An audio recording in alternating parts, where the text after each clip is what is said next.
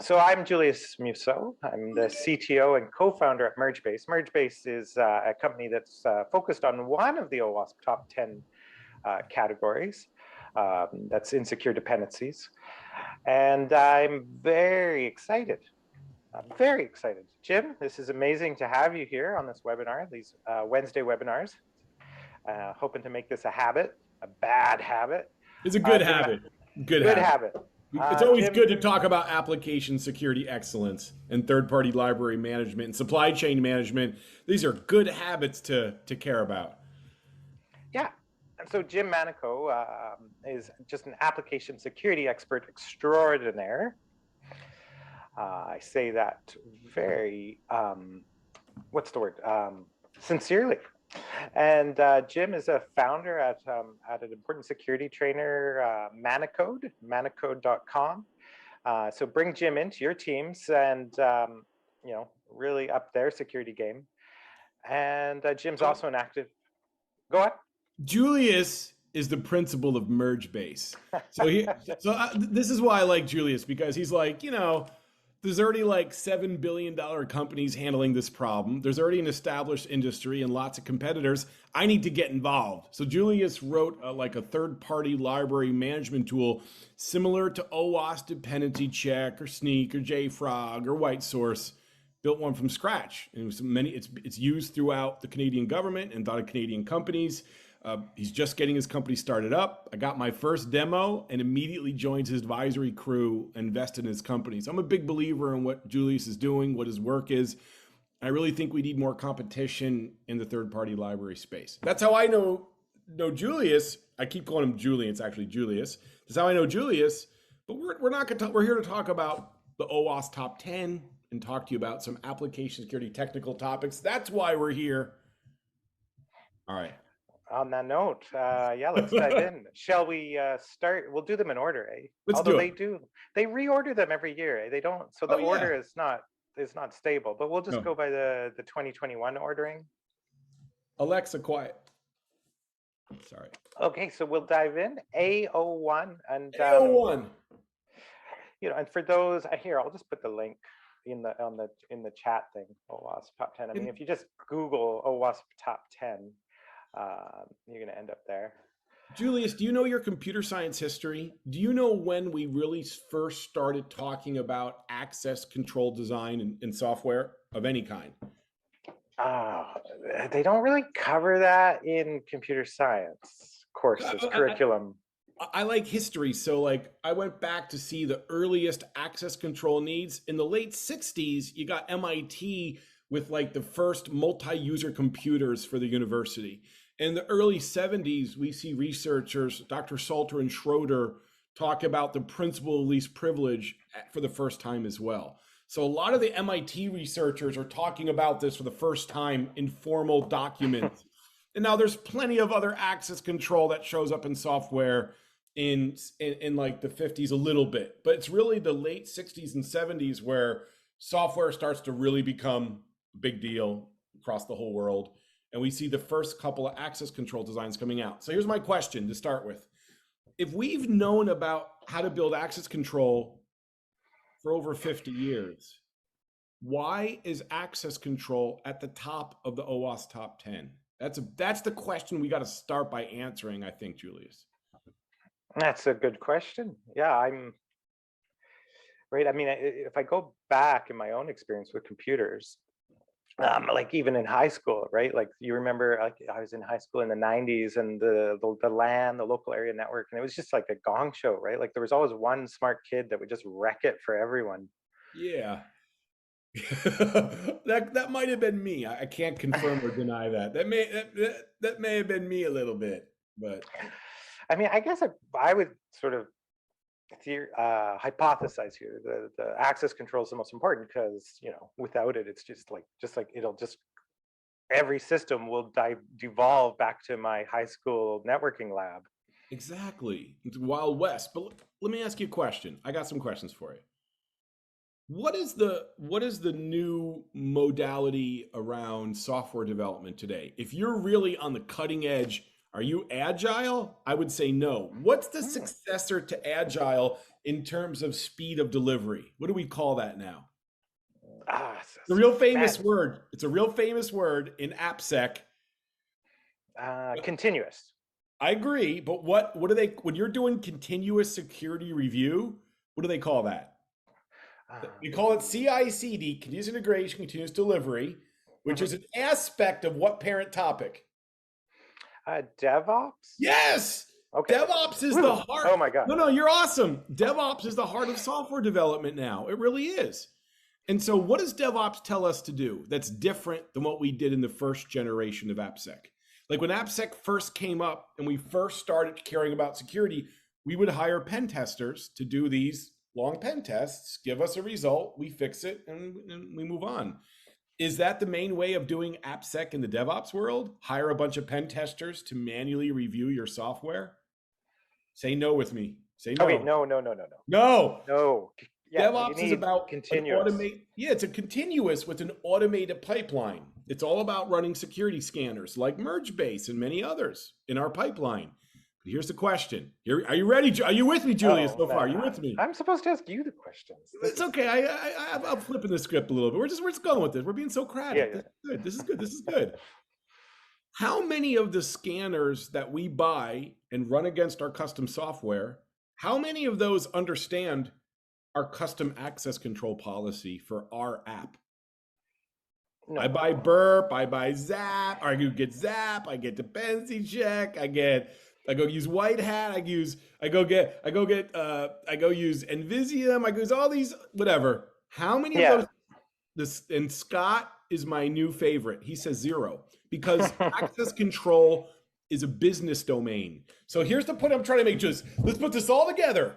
We're being told to do DevOps, continuous testing. We're told to focus on automated tools in a gauntlet pipeline, and we're told to push code live fast because we're doing intense automated scanning, and those scanners are useless at finding access control Yeah. problems because access control is a business logic Yeah, domain. yeah. The access, yeah, a scanner can't go to a page and be like, I was able to see the admin page, right? Yeah. This is a big problem. So how do we deal with this?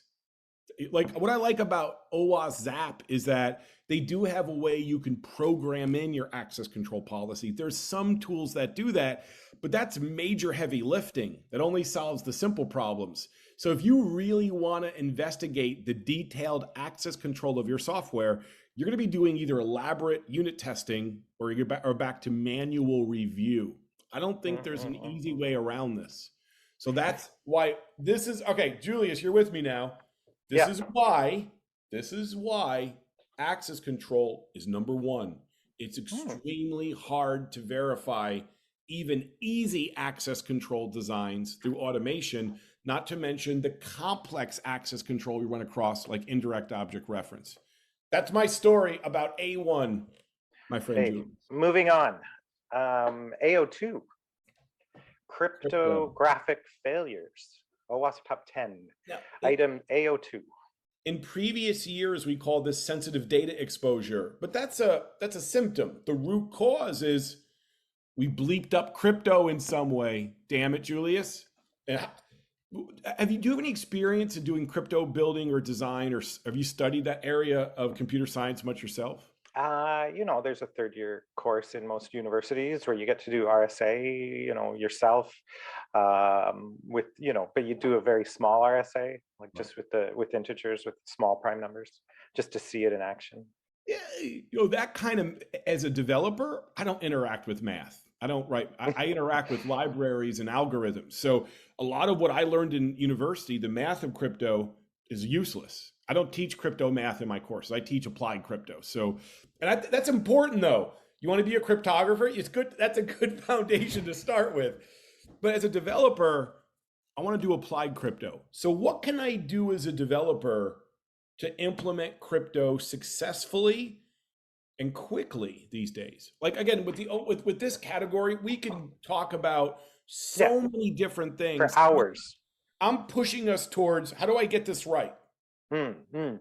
Yeah, I really like there's a pretty well-known Twitter person at Pinboard, and he had a funny way of putting it. He's like, the problem with crypto is like it's equivalent to like you bring an IKEA desk to your house, and then because you failed to tighten one of the screws properly, your whole house burns down, right? That's the Yeah, pretty problem. much. Yeah. So it's With really important. But what's important is that the need to do crypto more as we enter the golden application security age increases. And the need to get this right as services are attacked increases. So we're being pressured to get this right. And I got some advice. I always What's the got advice? I always got advice. So let's start with TLS. Come Mhm. on, configure it correctly. The easiest way to configure TLS correctly is the Mozilla TLS configuration generator. This Okay. is something I'm not sure if you want to share your screen out. Let's go look at it. It's the Mozilla. Just Sure. give me a Google. I'll find it for you. It's the Mozilla. There it is. Mozilla TLS configuration generator. This is going to address both crypto and our configuration category. This is so much fun. Let's do it. Let's go. Not Caddy. Let's go Apache. Apache. At the top there. Apache. What browsers do you want to support? And scroll down. Dude, there's your config file. Oh, very well. Configuration generator. This is a great place to start. Rather than having to figure this out on your own, this is a great way to get TLS configured well in the shortest amount of time that I know about. Here's another thing I want you to look at. Go Google Tink. Let's go Google Tink, baby. This is a really powerful, well-vetted library. Java, Python, and Objective-C, I believe. It's going to make getting crypto wrong a lot harder and a lot easier to get crypto right. Why this is so important? This is what like Cash App uses for their architecture. They use a combination of like Amazon Key Management Service and Tink, which has direct integration to key services. So put this all together. I got tools to generate config. I got libraries that default get a lot of this right. I got key management services that the library integrates into. So we have a chance of building it better. I'm going to go one more for you, Julius. Are you ready? I had one question though. Give me 10. So I'll sort of my dark confession here. So my approach to this problem, and like, Jim and I didn't meet ahead of time. So Julius, before you do dark confessions, just want you to know we're live in front of the world. Yes. You're scaring me, buddy. For the last few years, my approach was just to go with what's that? The CA, the free SSL certificates that you get these days. What absolutely. Are they called? That's I know you're talking about. It's the free. Let's encrypt. Let's encrypt. So I've just you been, and me. We're encrypting. I've just been going with whatever Let's Encrypt would suggest, because you'd bring in Let's Encrypt. Now keep in mind, Let's Encrypt is going to sign your public key is sent to an authority. They're going to sign it and give you that public key back. Now that and that's what I use Let's Encrypt for. But now what that does is when another party is handshaking with my server, they're going to note that my public key was signed by an authority that they can verify, and they know it's my public key. So Let's Encrypt gives me that signature. Then I need the Mozilla TLS configurator to configure my whole server setup for TLS.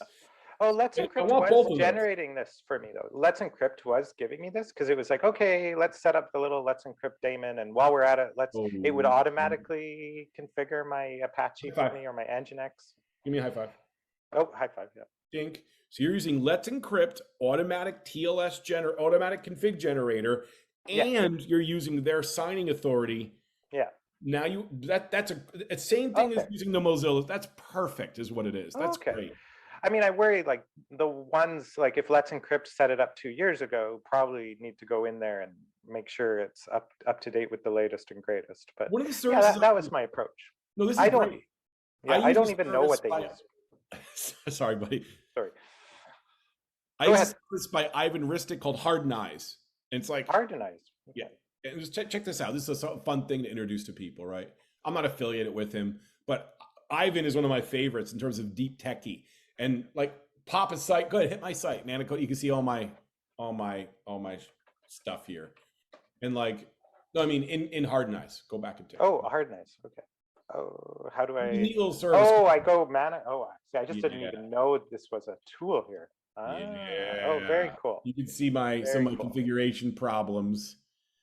But this, I like this because it alerts me in real time when I have a TLS problem or my grade goes down. You know, we don't need to do this. Let's move on. Let's move on. Let's move on. Yeah, and let's definitely not plug mergebase.com into that. Oh my goodness. I mean, it's a real legit service. So A03, OWASP A03. One more. Go back to crypto. One more thing. Here's what's going to save us, Julian. Cloud services. Julius. You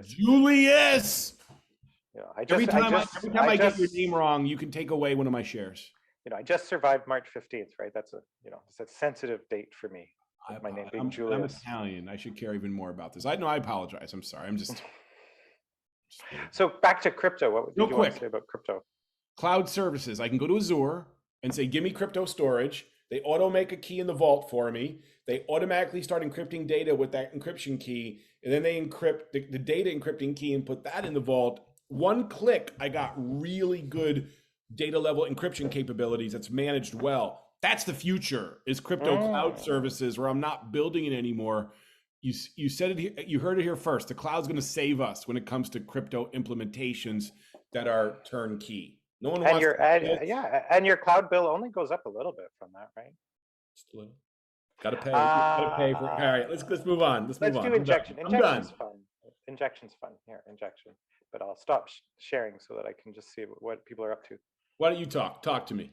Injection. Well, I'm going to go too far with injection because I consider the Log4j bug actually an injection bug. Absolutely, it's JNDI injection.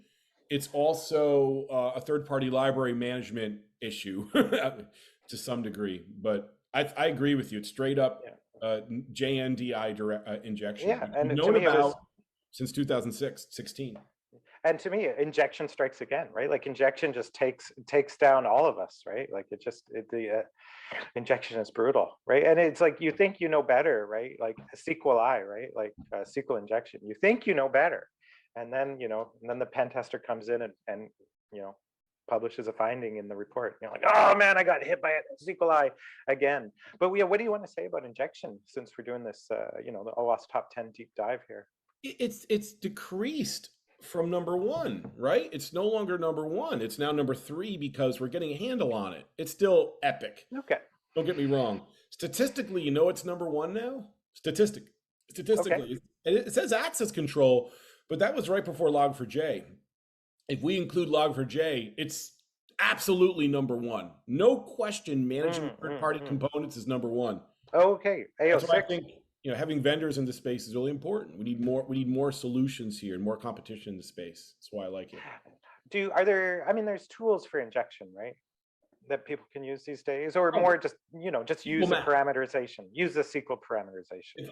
If I want to attack, scanners are awesome at finding this problem in code, and they're awesome at launching attacks through scanners. And the defense is straightforward. Parameterize queries, super strict validation when you can't parameterize, and configure your database using the principle of least privilege. Those 3 things together are really the path you want to go when dealing with this. And are there cases where parameterization is not good enough, like weird libraries that say they're parameterizing, but they don't? I've never run into it. Yeah. I've never run into it, but other people have told me that some obscure libraries in JavaScript space and similar can still be injectable, but it's rare where developers are using obscure libraries to talk to a database. They're either using JDBC for raw SQL and the straight up SQL classes, or they're using like Hibernate or an object relational mapping engine if they're masochistic. I use straight up SQL. I've been bit by the data frameworks too much. When things go wrong, they're really hard to fix. So I use straight up SQL, and I use parameterized queries, not just for security, but for performance. If you don't parameterize a query, every query gets compiled into a query plan. Where if you use a parameterized query, that query plan is cached at the connection level and it'll only get compiled once. For a heavily hit site, Parameterized queries are a radical difference when it comes to performance. But so you would say Yes. just using the parameterization is essentially a silver bullet here. Like once you're doing that, you're good. That's Absolutely. funny that we still get hit from it. You know, it's kind of like how flossing is a silver bullet, but it's like, You got to floss. Yeah, exactly. Okay, moving on. Is it okay to move on? Let's move A05, on. A05. security misconfiguration. We skipped AO. Did we skip AO4? Oh, Just briefly. oh, A04. Sorry. So this is threat modeling that everyone says is a silver bullet to all your security problems. And I think this is a lot of BS. I like threat modeling. I'm going to draw pictures of my software. I'm going to analyze it for security, come up with a threat matrix of theoretical problems. But please don't put too much weight into threat modeling. It's theoretical. I'm just making sure Adam Shostak is not an attendee right now. Okay, no, he's not. No, I like Adam's work. He does okay. But what I don't like is that people think it's the savior to all our security problems. It's not. It's just another tool that we want to use. Hello, Anthony. If you have a question, give us a question, Anthony. Bring it on. We're looking in the. I saw Anthony raise his hands. We're looking in chat. What do we got here? TM is not a full architecture diagram. That's fair, Scott. But you're doing some kind of diagramming of the software in scope. And I've seen people use a variety of different diagramming methodologies based on their threat modeling. But you get the idea, Scott. You're drawing pictures of the software in scope, and you're then sending theoretical attacks against that diagram. Usually you want to label your assets. You're going to label the controls. You're going to label threat agents are the three main things to label, and then go through different attacks. I like threat modeling. I do. I'm going to betray my complete lack of awareness and experience in this space. When people talk about tabletop exercises, is that similar to threat modeling? Exactly what threat modeling is. It's a tabletop theoretical exercise in most cases. It helps you identify big architectural problems early on. It's got its place in the world. But if you're, sounds like D&D. Let's do a little D&D game. It's exactly what it is. It's a game of Dungeons and Dragons with your software as the game and security attackers as the monsters. The party. Oh yeah. Yeah, exactly. It's Dungeons and Dragons. I swear. And we have threat modeling is not required to know the threat landscape. Yeah, I can use scanning and tooling to find individual vulnerabilities. But Anthony, the deal is a lot of these scanners, they're not going to find design flaws, big architectural problems, missing crypto. And usually threat modeling is the design review process to find those security bugs that a scanner can't find. Julius, get me out of here. Okay, you out of threat modeling. Get me out of here, Julius. Insecure design. Okay. Caesar, I'm not going to call you Julian or Julius. I'm just going to call you Caesar. Caesar. There's Caesar. Okay. Security misconfiguration. A05. Security misconfiguration. This is too big of a category. I don't like it. I think it's just a cloud configuration. It's too general because everything's configurable. So I think if you change this to cloud configuration, I'm gonna like it better. It's more specific. But either way, I configure XML parsers, I configure frameworks, I configure operating systems, I configure TLS layers, I configure the cloud, more cloud we got to configure.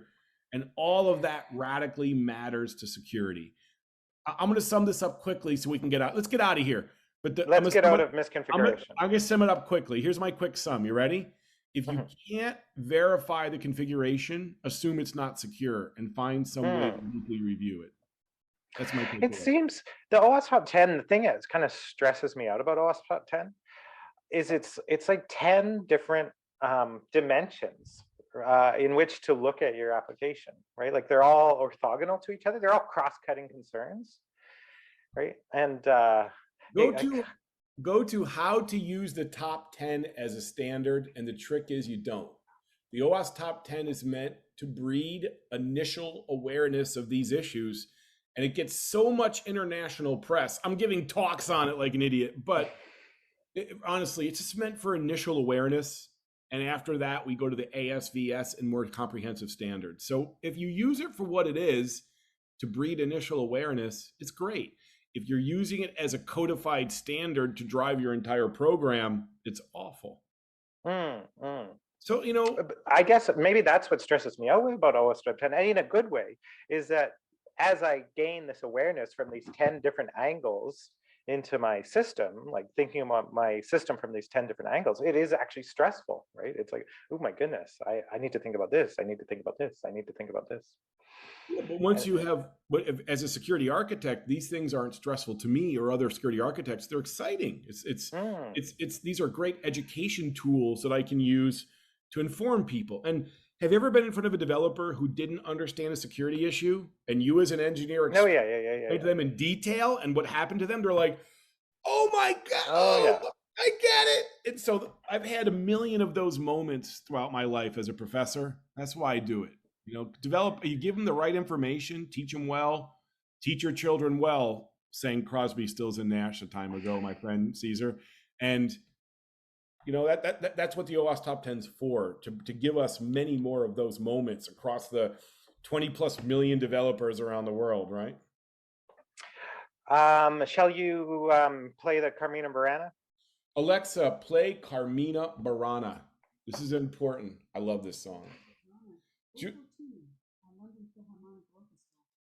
No, the SANS Top 25 is just generic. The OWASP Top 10 is web security. So SANS 25 is decent, but that's like all of infrastructure. It's not dealing with application security. The OWASP Top 10, Anthony, is the top 10 risks in web security. All right, wait a second. Oh, I love this song. Let's do this. Okay, so we were doing Carmina Burana as we go to entry A06. OWASP 2021 A06, vulnerable and outdated components. You got.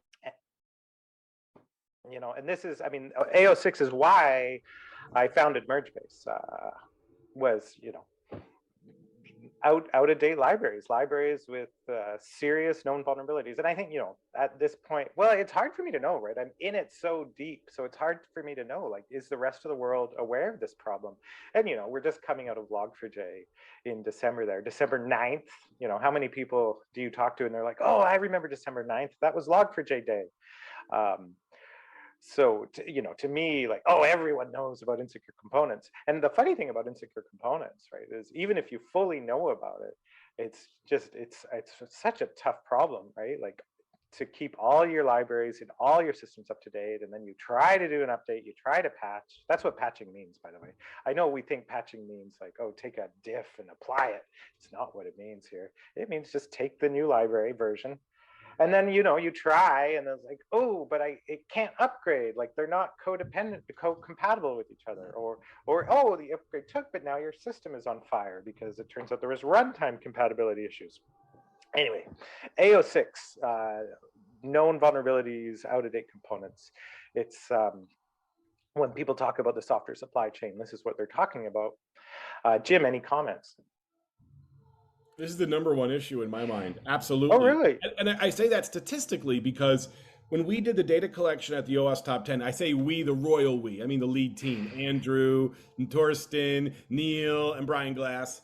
When they did the data collection for the OWASP Top 10, third-party library issues and supply chain problems were number 6.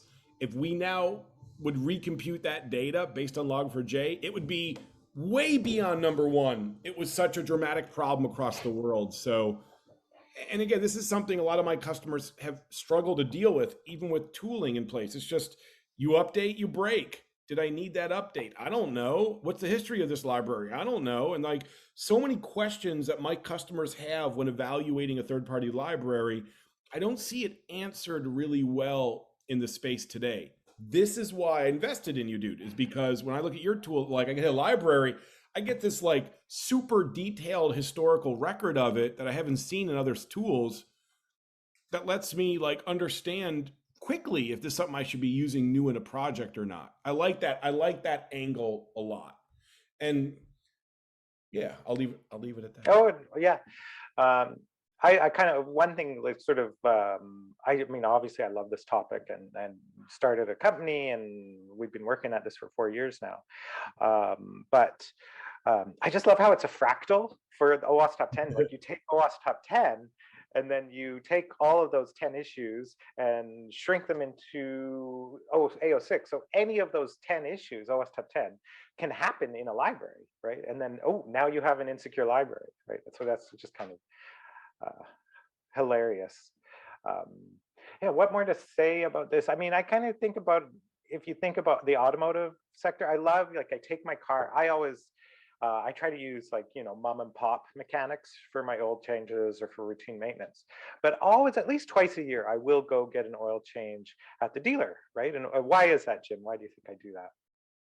Because you're properly maintaining your vehicle, and you don't want like a Ukrainian farmer to be dragging away. I'm sorry, whoa. You don't want a Ukrainian farmer to be dragging your car, your car away because it's stalled on the side of the road. A little. Well, the mom and pop shop still does a good job. No, actually, the reason I take it to the dealer is because the dealer will then type in the VIN, and they'll be like, "Oh, you have a Toyota Prius and this year, this model." Oh, of course. I didn't get that. So what you're trying to say is the reason you get an oil change at the dealer, it's the same basic price. You have to like It's like set an 10 bucks appointment more. better, but they're going to look up your vehicle, look up your VIN to make sure all the components of your vehicle don't need to be replaced. I see where you're going with that. That's very wise. I'm with you. And I use a scanning tool. I use Carfax. So I have, it's basically a scanning tool that knows my VIN number, that's constantly looking at the different vulnerability databases of vehicles and lets me know in real time when there's a recall on my car in some way. So this is even better, right? It's great to scan and fix. Even better, have a service running all the time. So when there is a problem known, you get that alert in real time. It's kind of funny. Yeah, my car just gets the update once every 2 years, whereas you doing it in real time because you're using the Carfax thing. That's cool. Well, this is the difference between using like merge base like once a quarter, by using it on a daily basis as part of your DevOps pipeline. Your mileage may vary. But that's where I'd love to see the software world get to that level of maturity, the same level of maturity as, you know, the car dealerships and recalls on parts with cars. Any thoughts on SBOM? I think SBOM is amazing. Steve Springlet. This is Steve Springlet's one of the leads here. Oh, yeah. He wrote an open source tool called the OWASP Dependency Track, so I can track third-party library issues across a huge inventory of software, something that, you know, MergeBase can integrate with. And last, he authored the SBOM standard software bill of materials. I like SBOM. You know, I actually like IAST and when it comes to third-party libraries, because I can start to see like what functions they're running. Like I do like SBOM.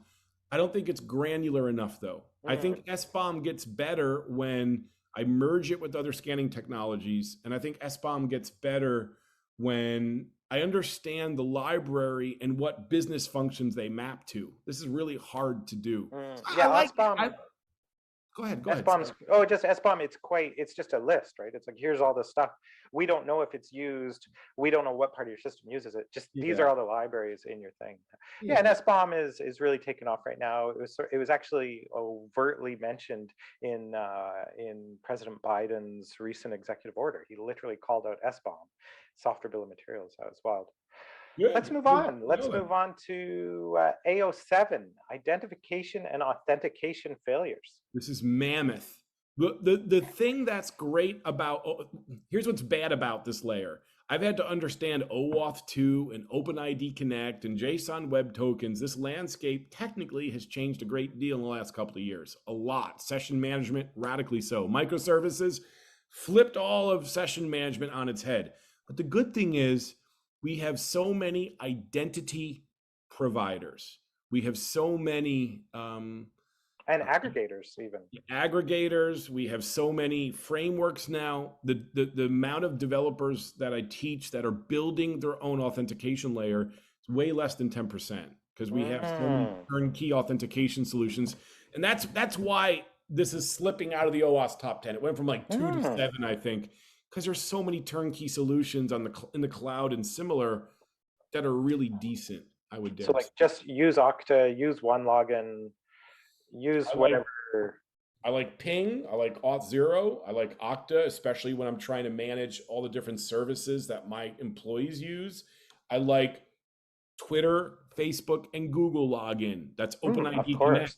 because Yeah. they put so many hours into their login system. If you use Facebook login for your bank, you're likely to get better security Yeah, than yeah, you yeah, do yeah, yourself. I'm exactly. saying that to be compelling, but I Yeah, like right. And Twitter like, Connect. and be like, for example, because I use here, because we use Google for our admin screen at MergeBase, right? That means it's backed by this because my Google account is already backed by my YubiKey. So Awesome. get that for free, right?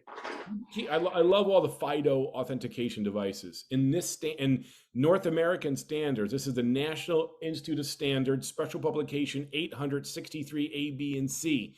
We're both North American. Just to be clear, Yes. you're Yep. Canadian, I'm American. We are both North American. And a lot of the Canadian agencies follow and participate in the NIST standard body. So when I quote SP 863 as a NIST standard, this is both of us to some degree. And in this standard, they talk about different levels of authentication for critical infrastructure, military, billions of records of private data. They recommend AAL level 3, which is primarily cryptographic exchange. You only get that with the smart card, with the YubiKey. So by you using YubiKey for your infrastructure, you're using very top tier authentication for your own company. That's a good place to start there, Caesar. Yeah, highly recommend it. It's a beautiful, beautiful technology. Really simple too, and straightforward. Like I have like a composer friend, composes music, and yeah, she's able to use a YubiKey. It's brilliant. That's awesome. I'm going to recommend go read the authentication cheat sheet, the session management cheat sheet, and the ASVS requirements for authentication. Also, go read NIST 863B. These are I now, yeah, I want to emphasize that ASVS. Did I say it right? ASVS or the Application Security Verification Standard, one of the yeah, OWASP publications. yeah. Shout out to that. That's a fantastic, fantastic document. That document is led by Daniel Cuthbert, Andrew Vanderstock, Josh Greenberg, Elar Lang, and myself, Jim Manico, one of the project leads of ASVS. And I'm real proud of it. I say it every day. Even though Elar and Josh do all the heavy lifting, I still take credit as a co-leader as much as I can. It's a great project. Thank you, Josh and Elar. Moving on, A08, software and data integrity failures. Yeah, they're talking mostly about like CI/CD pipelines. I've managed a few pipelines, and it amazes me that when I'm starting to really build out a mature pipeline, every day that pipeline, what's the NIST number again? Anthony, here we go, NIST. Here we go, Anthony. It's SP 863, and there's 3 sections. There's the main section, main, A, B, and C. So it's like 4 documents. I would start with B. I would start with the main doc or start with B, Anthony. And every time I say it, I give a hooah at the end of it. So I pronounce it special publication 863 hooah. That's how I personally pronounce the standard. It's so epic in discussing these issues. Let's move on. I'm sorry. Sure. Yeah, I was just kind of looking here at the this this A08. Whoops, go away. Mr.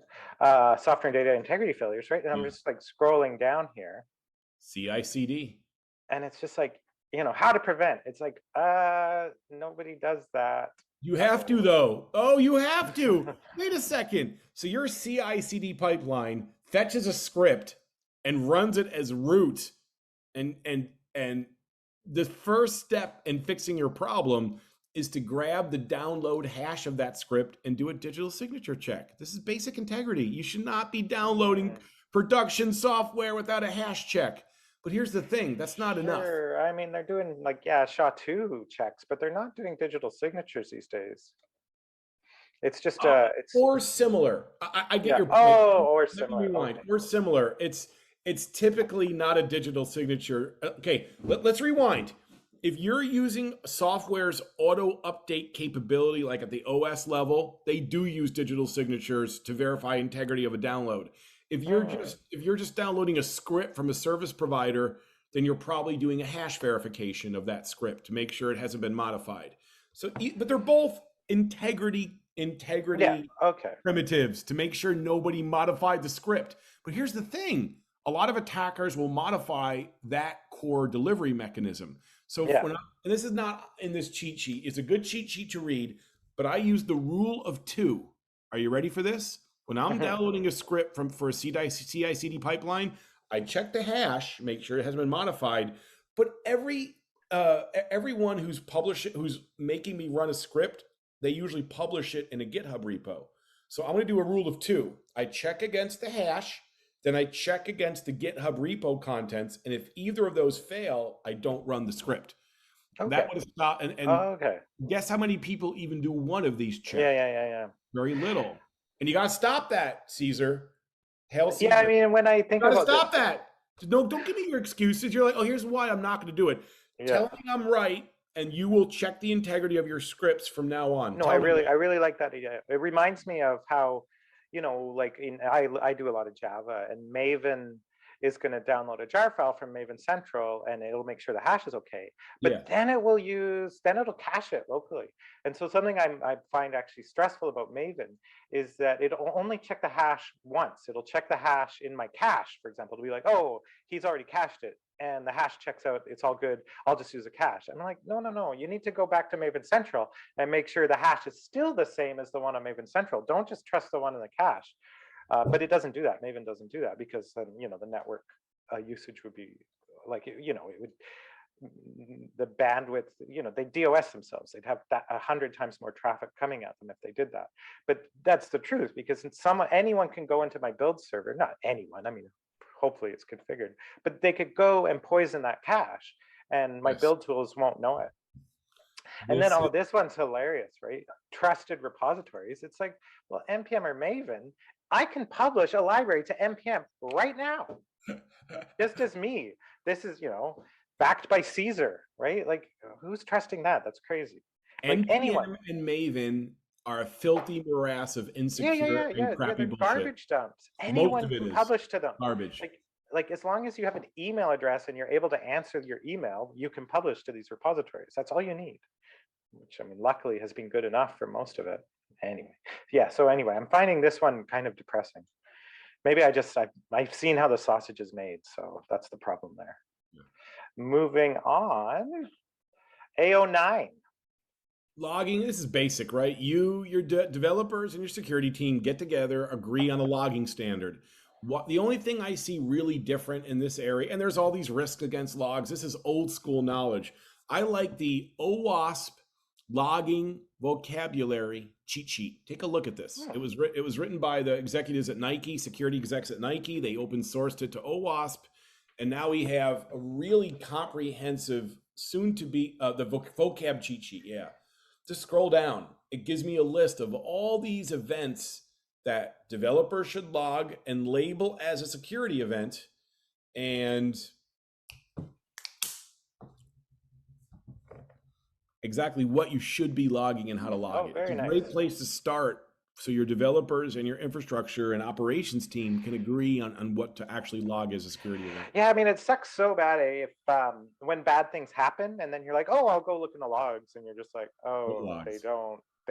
Well, there's that, or they're not logging the thing we're worried about, right? Like they're not telling us that someone promoted themselves to admin, right? Like that's just never mentioned. Getting this They're right not. is Yeah. this is critical to get right when things go wrong. You need to, and it's for two. I think I see three main reasons for logging. Right, I get real-time alerts when I'm being attacked. That's the main reason we log. I want to know immediately when attacks begin. Number two, compliance. Number three, when I am hacked and past that point now, I can do forensics, see what happened. But the main reason we log, Hail Caesar, is we want to know when we're being attacked as early as possible so we can react to it in some way. But what do I log? This answers that question, I think. What do you think? Like, we're talking OWASP, right? So web applications, right? So like, are the Nginx logs, the access logs, the Apache logs, just all the log of every HTTP thing that hit my server? Like, is that good enough often? No. You need developers at the software level to make sure these specific events are logged and flagged as security events. So default logs are never enough. You want developers in your app code to be specifically logging security events, and then you'll get really rich visibility into what's happening. That's why this cheat sheet, soon to be standard, exists. Nice. Okay, and now Let's wrap it up. Final one. Yeah, server-side request forgery. This is a real specific technical issue. When you send data to a server, if I can read that data, if my server reads data and uses it to conduct another request, and I can, that's the problem. Like, for example, if I have a URL as a parameter in my request, the server takes the URL and acts on it to load resources. As the attacker, if I can change the input that changes how the server loads a resource, that's server-side request forgery. Oh, the Log4j bug has this as well. That was an aspect of it as well. Absolutely, because I can send an attack through a logging entry that tells the server to make a request that it never intended to make, and that's an example of server-side request forgery.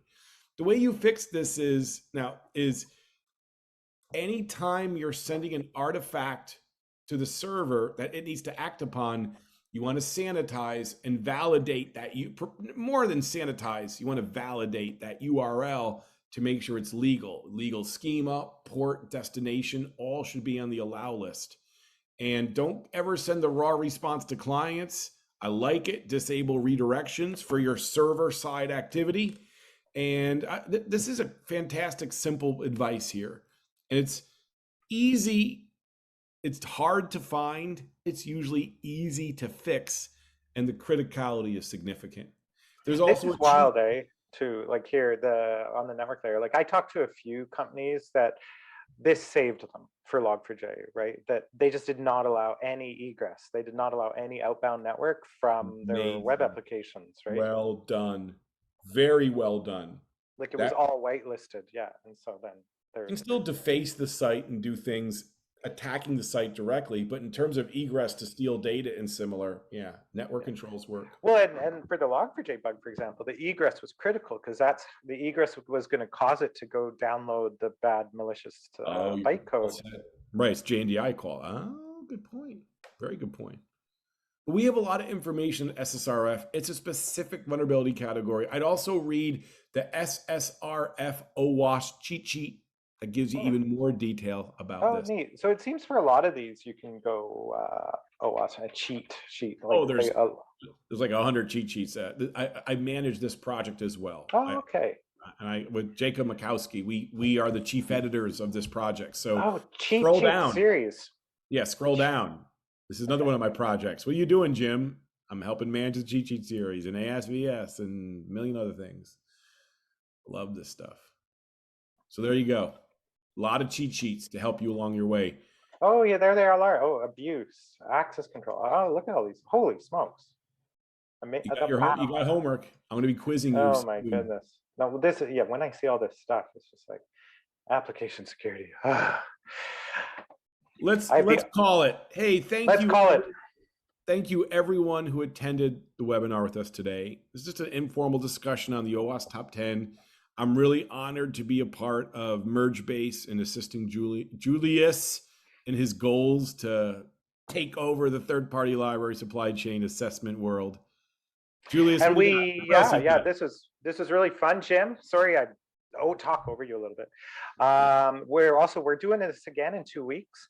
We're going to throw some shade on Dependabot. Dependabot is a very useful tool, and it's a free tool in GitHub.